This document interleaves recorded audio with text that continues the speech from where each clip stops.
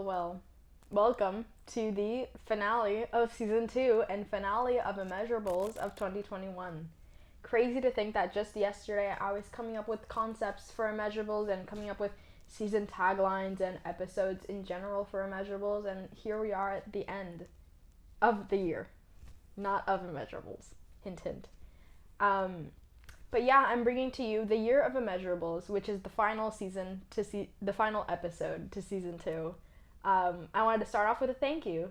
Thank you for helping me create Immeasurables. The driving force of Immeasurables is the viewers.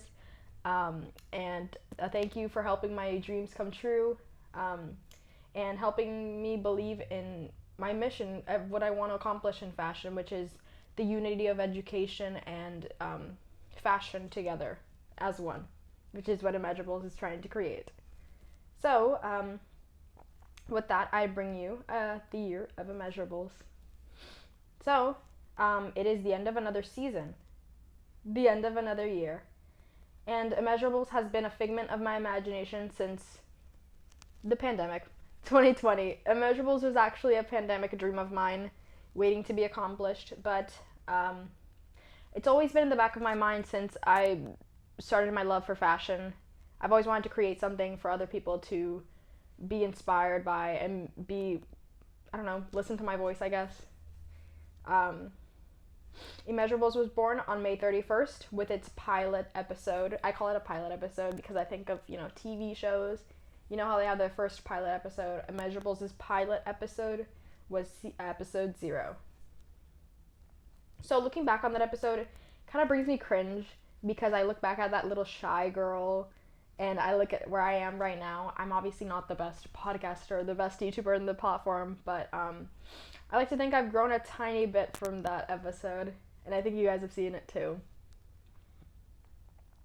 Season 1's tagline, which I invented kind of in season 2, but season 1's tagline was "Since when was beauty about height?" And since then I've created taglines for every season, well, 2 seasons so far.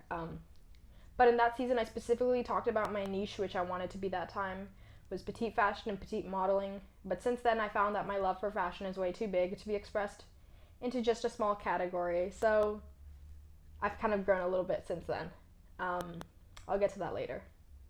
I was really, really proud of some episodes, including the standard part 1 and part 2, which was mainly the past goal of Immeasurables. Beauty is in the eye of the beholder. But to those who don't look like runway models, watching the perfect model isn't entertaining anymore. Although there were shorter episodes, I had a clear goal in mind, which I very much still stand for, of course. I still haven't kind of changed my love for petite modeling, of course, since I am a petite girl, I guess. I still advocate for my petite individuals, since they are still one of the most underrated individuals in the industry. We still do not have the utmost representation for petite models, which I was trying to advocate for last season. So, fashion should not be about rules is kind of my undertone for that season. I have representation episodes, what I like to call them, and that fit into the tagline and fit into the niche of that season, which include Game Changers, an open letter to the fashion industry, analysis of the David Cunningham IG message, which I still haven't received a response from. Hopefully one day I'll receive a response, but I relayed this message of equality and wanting petite individuals to be recognized in the fashion industry. Some other miscellaneous episodes from that season include How to Be a Model, My Take on Trends, and Immeasurables. Those are pretty much self-explanatory. My take on trends should honestly fit more to this season. I did not know about the concept of this season just yet, but fits more with this season, to be honest. But Immeasurables is kind of outdated. It's replaced with What is Immeasurables from this season, but I since then talked about my passion for wanting the petite community to be equalized with the other individuals of the fashion industry, so... Okay, so let's begin. To sum it up, I want equality of representation of people like me and people of all types on the fashion industry, whether it's on magazines, runways, etc. I wanted to break barriers, which I still do, in the industry, and kind of replace the standard which is the staple of Immeasurables. Yeah, I talked about the standard in last season and this season as well, but the standard is kind of synonymous with Immeasurables at this point. So we come to the present-ish. Actually, a few months ago, to be honest. I had a long hiatus due to school and work, and to be honest, writer's block. Season 2 came a little later than I expected because I frankly could not think of ideas for some reason. I was so set on doing Is It So Bad to Stand Out that I was kind of short on 3 or 4 episodes. So that took me a while to come up with, but Immeasurables 2 came to life on November 1st, 2021, with the first episode, What is Immeasurables? Which, like I said, is an updated version on episode 0, kind of, in a way. And Immeasurables from that season as well. But that was my favorite episode to film to date, fun fact. I rewatch it various amount of times throughout my week. I don't know, I just feel it's so inspiring and so different from all my other episodes. It establishes my new goals, my new motives, and my new mission.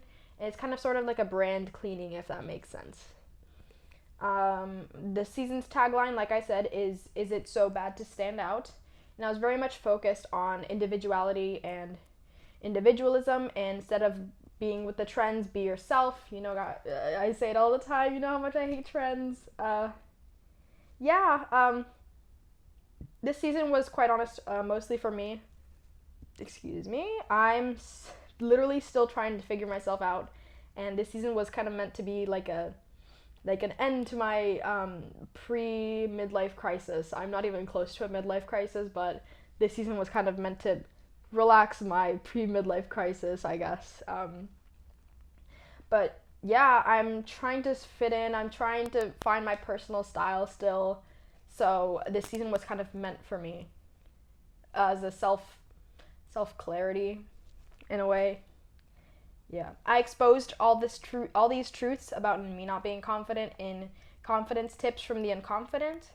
I'm still trying to figure that out, by the way. And this, actually, fun fact, is my most viewed episode of all time.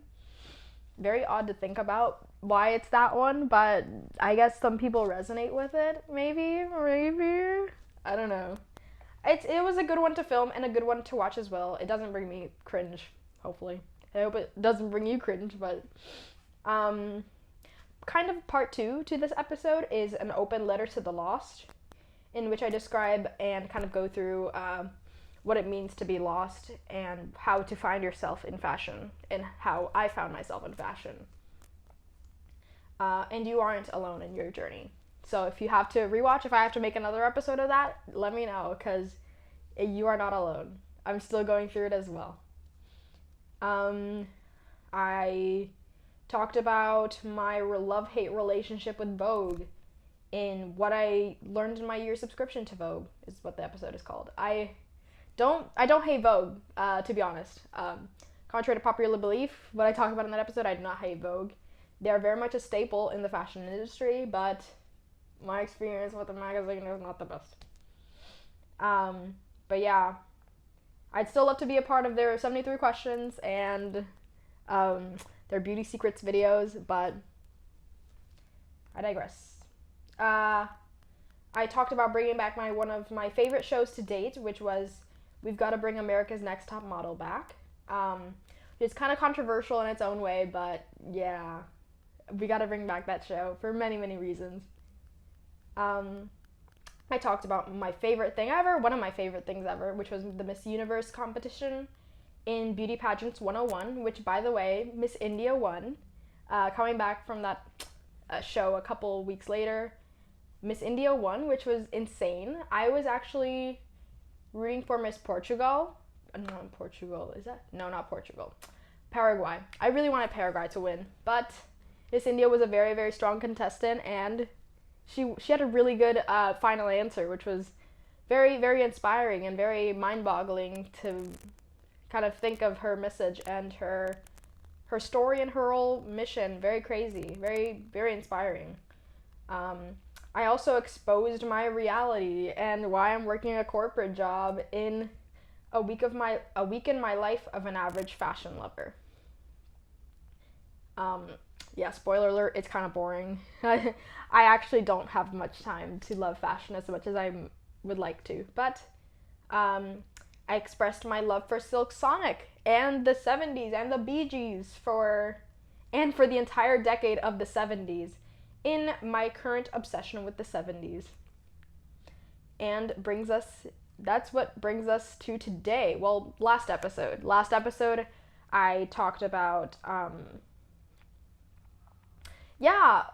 high fashion being very subjective and fashion itself being subjective, which is kind of another one of my life morals, and dressing for yourself, tying in back to the staple of the season itself, which then brings us to today.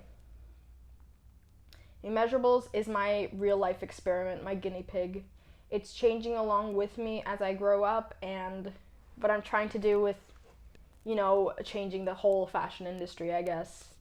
So I'm trying to make it work as best as I can with what I'm learning day to day. So if you'd like to continue to learn what I'm trying to learn on a day-to-day basis, I suggest you follow along and strap in for the ride, because there's so much more Immeasurables where that came from. The bridge between fashion and education still needs to be linked, and I'm here to do that.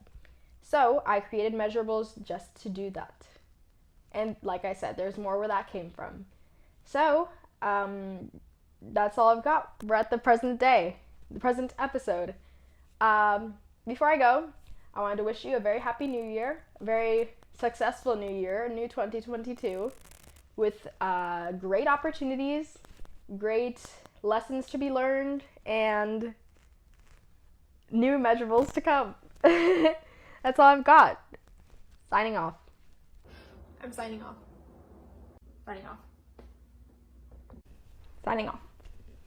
Signing off, guys. Thank you again for listening, and stay safe out there. Happy New Year. Cheers.